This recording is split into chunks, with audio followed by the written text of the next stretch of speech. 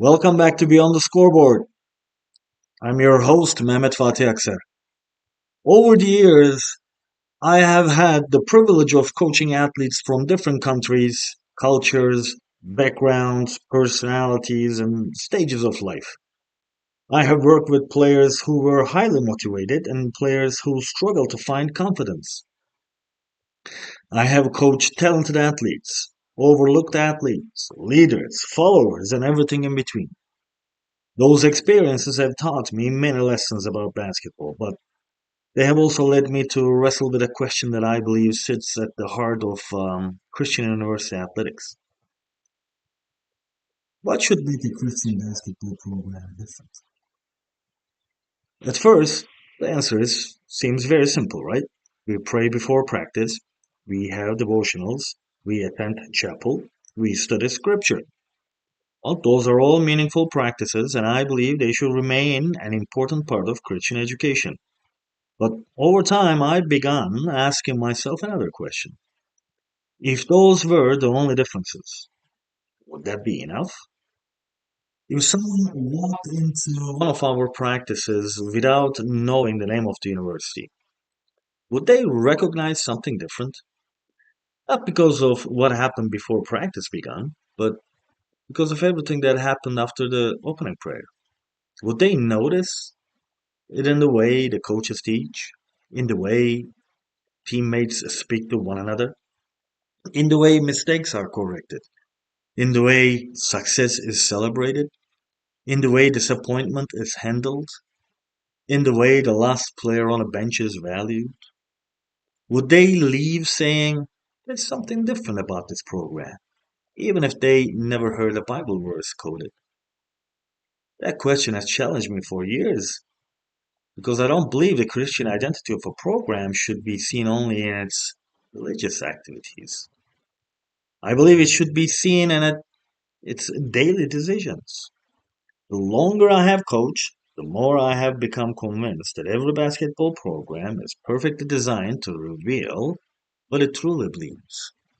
Not what it says, not what it is written in a mission statement, not what appears on the website, what it actually believes.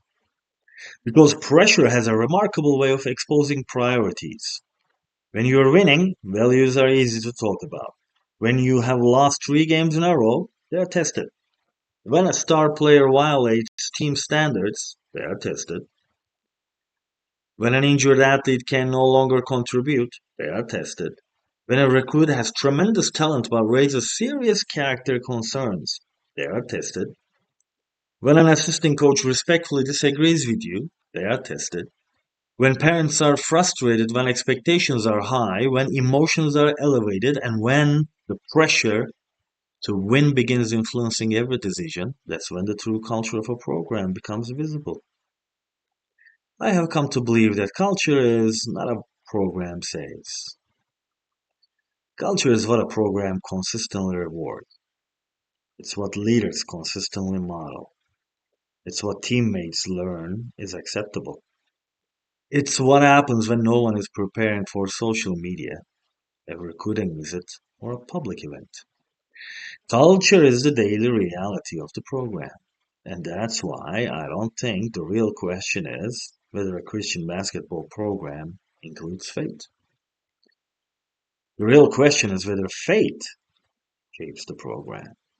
Those are two very different things. Adding faith to basketball is relatively easy. You can schedule prayer, you can organize Bible studies, you can hold devotionals, you can attend to chapel together. Those practices matter because they point us toward Christ, encourage spiritual growth, and remind us of the mission we share. But those practices alone do not determine the culture of a basketball program. Culture is determined by the decision we make every single day. It's reflected in what we celebrate, what we correct, what we tolerate, what we ignore, or what we prioritize, and ultimately what we believe success actually looks like. That's why I believe faith cannot simply be something we add to basketball. It has to become the lens through which we coach basketball. That changes everything. It changes recruiting, it changes leadership, it changes accountability, it changes player development, it changes communication, it changes conflict, it changes how we define excellence, it even changes how we define winning. Now, before anyone misunderstands me, let me be very clear. I believe Christian universities should pursue excellence relentlessly. We should prepare exceptionally well. We should recruit outstanding student athletes. We should develop elite basketball players. We should hire outstanding coaches. We should study the game. We should embrace innovation. We should compete with discipline, passion, and professionalism. And yes, we should compete to win. There is nothing inherently unspiritual about pursuing championships. Competition deserves our very best. Our athletes deserve our very best. Our universities deserve our very best. Excellence is not the opposite of humility. Excellence is stewardship. When we have been entrusted with athletes, resources, opportunities, and influence, we have responsibility to pursue excellence with integrity. The problem isn't the desire to win.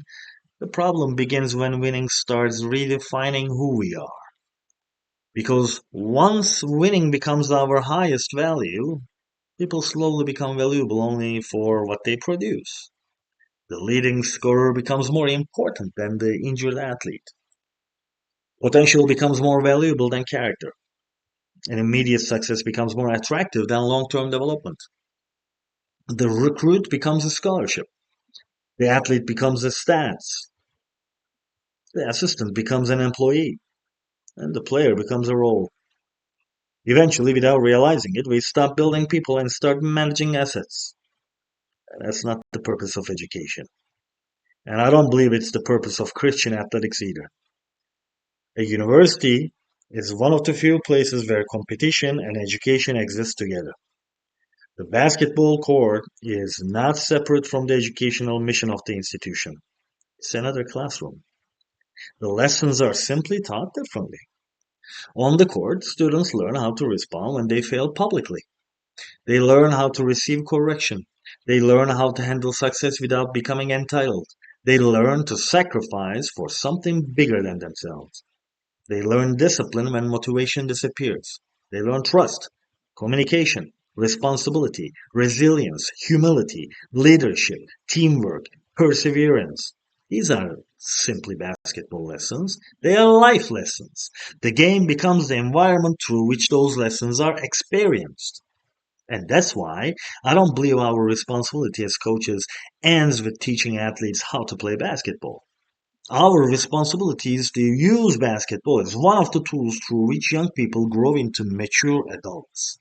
Not perfect adults, not finished adults, but people who are better prepared to lead, to serve, to contribute, and to make meaningful difference wherever life takes them.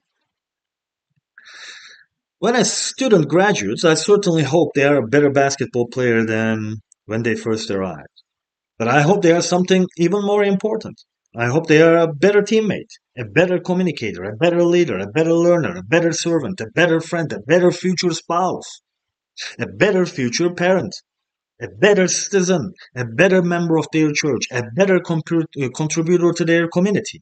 Because one day, basketball will end for every athlete. And the final game will eventually be played. The uniform will eventually be put away. The championships will become memories. Everybody is going to forget about the stats.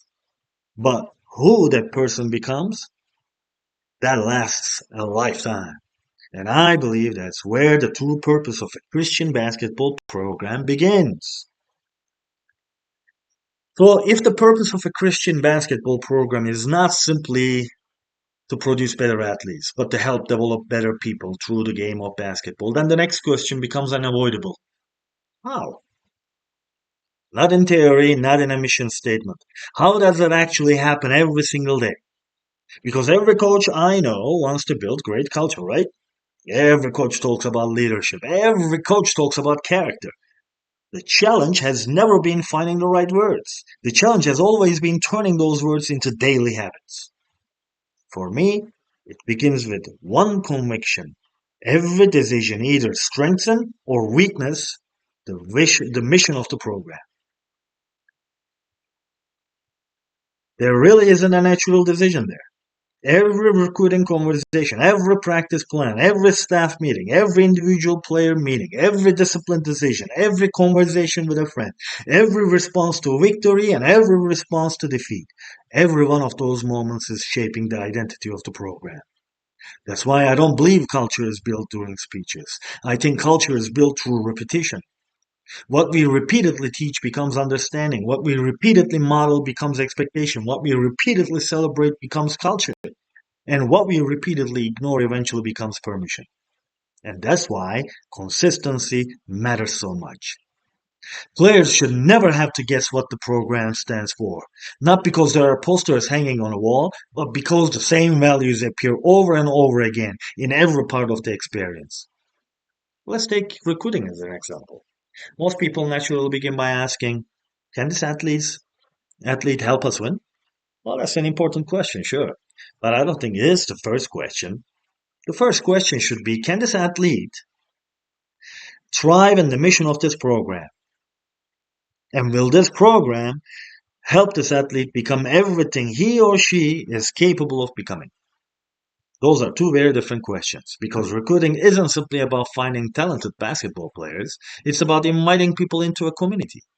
And every athlete changes the environment. Every personality influences the locker room. Every new player affects relationships and communication and accountability and leadership. Talent may change the scoreboard. Character changes the culture. And culture always outlasts a recruiting class. The same philosophy shapes player development. When people hear that phrase, they usually think about shooting mechanics and ball handling and defensive footwork or decision making. Of course, those things matter too. They should matter. Our responsibility is to help athletes become the best basketball players they can possibly become. But basketball development should never be separated from personal development either. Every workout should also teach discipline, strengthen communication. It should develop critical thinking. Every difficult conversation should become an opportunity to build maturity. Every leadership opportunity should prepare players for responsibilities they will one day carry beyond the game. Because one day these athletes will become teachers, engineers, parents, business owners, pastors, and police officers, nurses, and coaches, and community leaders. The influence of a basketball program extends far beyond the final season. That's why I believe our responsibility extends far beyond the final season as well. The same principle applies to leadership. Leadership should never begin when someone becomes a captain.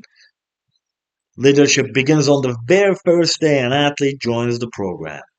It begins by learning to be dependable, to arrive prepared, to tell the truth, to accept responsibility, to encourage teammates, to receive correction without becoming defensive, to compete with humility. Those habits create leaders long before leadership titles do. And coaches have to model exactly the same standards. I don't believe leadership is built through authority. I believe authority simply reveals the quality of someone's leadership. Players watch everything. They notice how coaches speak to officials, how coaches treat support staff, how assistants are respected. They notice whether the mistakes are admitted or hidden. They notice whether standards apply equal to everyone. And over time, they begin leading exactly the way leadership has been demonstrated to them. That's why I believe one of the greatest responsibilities of a coach is not simply developing players, it's developing future leaders. Leaders who understand that influence is not something to protect, it's something to steward. The same is true when we face adversity. Every program experiences it. Injuries, conflict, disappointment, losing streaks, unexpected setbacks. Those moments are always painful, but they are also revealing. Because adversity has a way of exposing whether our identity was built upon outcomes or convictions. If losing changes who we are, perhaps we never truly knew who we were. If success changes the way we treat people, perhaps success was leading us instead of our mission. I believe difficult seasons often become the greatest classrooms a program will ever experience. Not because losing is desirable, but because pressure reveals what comfort can hide.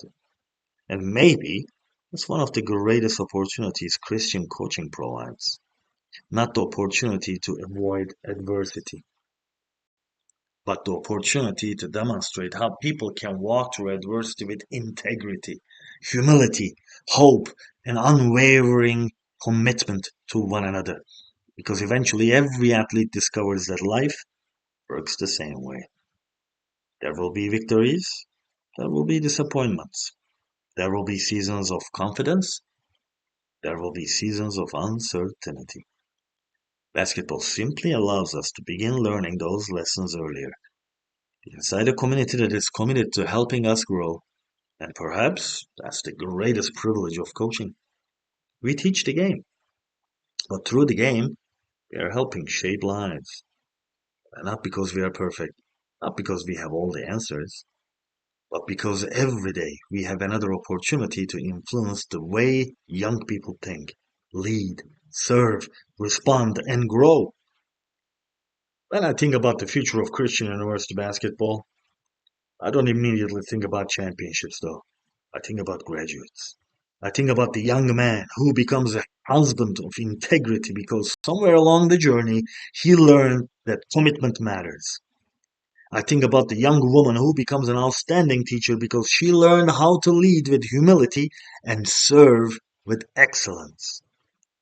I think about former players who return years later not to talk about how many points they scored, but to talk about the relationships that shaped them, the standards that challenged them, and the people who believed in them when they were still becoming who they were today. Those are the victories that never appear on a scoreboard. Those are the victories that continue long after the final buzzer has sounded. And that's why I believe faith should never be something we simply add to basketball. It should shape the way we recruit, the way we teach, the way we compete, the way we lead, the way we develop people, the way we pursue excellence, and ultimately, the way we define success. Because when a player graduates, I don't want the greatest thing we can say about them to be that they won championships. I want the greatest thing we can say to be this. Because they were part of this program, they left prepared to love others more deeply, lead more faithfully, serve more humbly, pursue excellence more responsibly, and make a lasting difference wherever God calls them next. If that becomes true, then we haven't simply built a successful basketball team. We have fulfilled the greater purpose of a Christian university basketball program. And to me, that's what it truly means to go beyond the scoreboard. See you next time.